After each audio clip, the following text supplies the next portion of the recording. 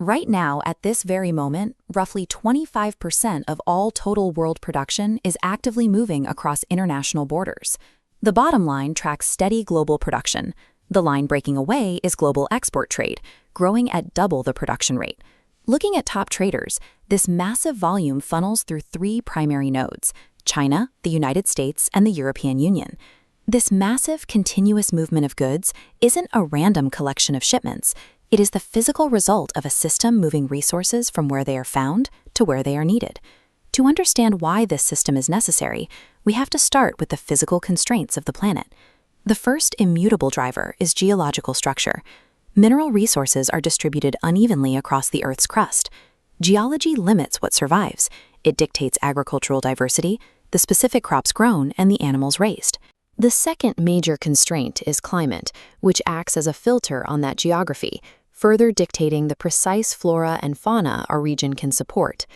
Extreme variances in climate guarantee a diversity of global products.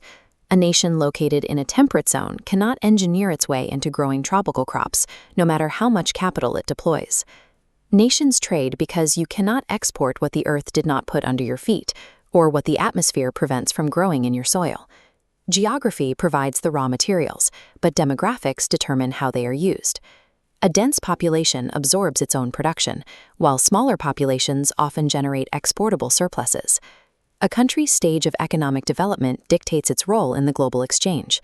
Agriculturally focused countries export raw agro-products to industrialized nations. In return, they import finished machinery. Technological inequality acts as a wedge. When a nation develops specific technologies, like advanced pharmaceutical manufacturing, it captures dominance over high-value trade sectors that other countries simply cannot replicate. For developing countries lacking capital to build heavy infrastructure or drill for oil, foreign investment serves as the necessary financial bridge to extract their resources. Geography sets the board. A nation's human capital and technological capacity determine whether it plays as a raw material provider or a wealthy manufacturer. Nations form regional trading blocs to pool geographic strengths. Southeast Asia's ASEAN bloc pairs tropical palm oil and rubber exports with developed software. By contrast, the CIS bloc leverages its massive Eurasian landmass to extract and export crude oil, natural gas, and aluminum. In North America, NAFTA integrates the flow of agro-products, computer hardware, and vehicles directly across thousands of miles of contiguous borders. There is a primary anomaly to this geographic rule: OPEC. This bloc is not bound by shared borders, but by a single vital geological asset. Its member nations span from South America to the Middle East. They coordinate geopolitically to control the export of crude petroleum to energy-deficient regions. Most economic alliances rely on physical proximity. Control over the most critical energy resource on the planet is powerful enough to unite nations across oceans. To see how these macroeconomic forces apply to a single economy, we can examine India's merchandise trade balance. This dashboard tracks India's imports and exports from April to November 2020, revealing massive disparities. India held a severe trade deficit with China, totaling negative $25.2 billion, while recording its largest trade surplus with the United States at a positive $15 billion. A national ledger exposes exactly which manufacturing superpowers a nation relies on to function versus which global markets it actively profits from. The items driving India's unfavorable trade balance point directly back to its geological gaps. The ledger shows massive inbound volumes of crude petroleum and coal.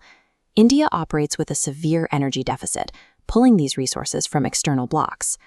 Alongside energy, there is a deep cultural and economic demand for precious metals, resulting in the massive continuous import of gold.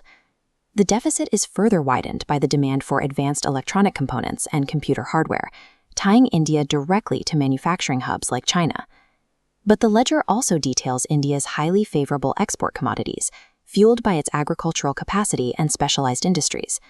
India converts its climate advantage into a massive export strength, shipping vast quantities of marine products and basmati rice to global markets.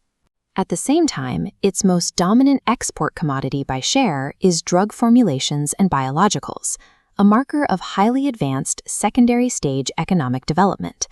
The ledger reflects a clear structural reality. India relies on external sources for raw planetary energy and hardware, while providing the world with specialized agriculture and biological science. Hidden inside the 2020 commodity data is a critical paradox. Petroleum crude ranks as India's absolute highest imported commodity by share, yet simultaneously, refined petroleum products rank as India's #1 export. A nation can overcome a lack of natural resources beneath its soil. By importing raw earth and applying immense industrial capacity, it can export the higher-value finished product. When we take India's specific national ledger and project it back onto the global map, the physical reality of trade becomes visible. We see the inbound flows, India pulling raw crude from the OPEC bloc and electronic hardware from Asian manufacturing nodes. We see the outbound flows, India pushing refined petroleum, pharmaceuticals, and agricultural goods into the United States and European markets. This constant transfer between surplus and shortage is only physically possible through the relentless development of surface, water, and pipeline transport networks. A nation's trade balance is a receipt. It is the accounting of its geographical blessings, offset by its technological capabilities. As global demand accelerates, nations will continue to use trade policies and foreign investment to strengthen their positions on the board. Analyzing global economics requires looking past the final dollar amounts recorded on a balance sheet.